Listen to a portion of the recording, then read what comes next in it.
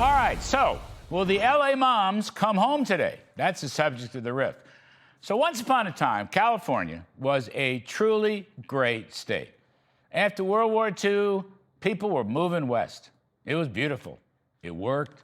It had good cops, fabulous business opportunities, taxes modest, roads being built. GIs coming home from the war went to live there, went to school there, got married there, had kids there, got educated there. Wow, what a place. Richard Nixon came out of California. Ronald Reagan came out of California. S.I. Hayakawa, former senator, who remembers that? California. Senator George Murphy, a Hollywood guy, California. The great Pete Wilson, George Duke Machen.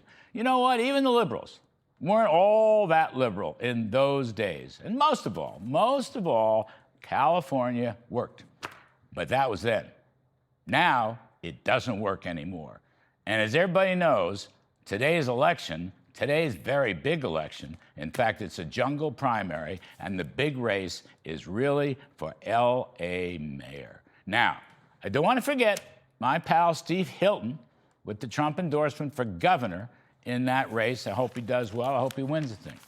But really, all the talk's about Spencer Pratt running for mayor against the incumbent Karen Bass.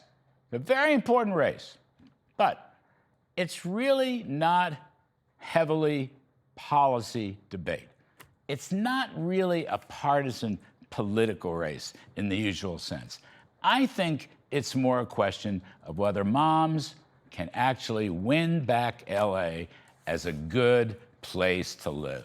Now, this chap, Spencer Pratt, he's going for the moms' vote. Of course, it's about the fires, it's about the homeless, it's about drugs, schools, and safety, and that's why I think it's really about moms. And I have a feeling they're going to vote their gut. It's not so much about policies as it is about the moms and their families.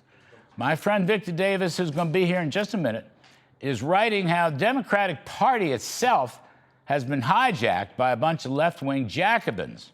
Right, crazy people, of whom Mayor Karen Bass is a card-carrying member. Today's Democrats don't mind Nazi tattoos. They want the southern border to be open. Everything's always about racism or DEI, cashless bail, biological men and women's sports, arrest violent felons and then put them back out on the streets, radical abortion on demand, and virtually no place for God and religion.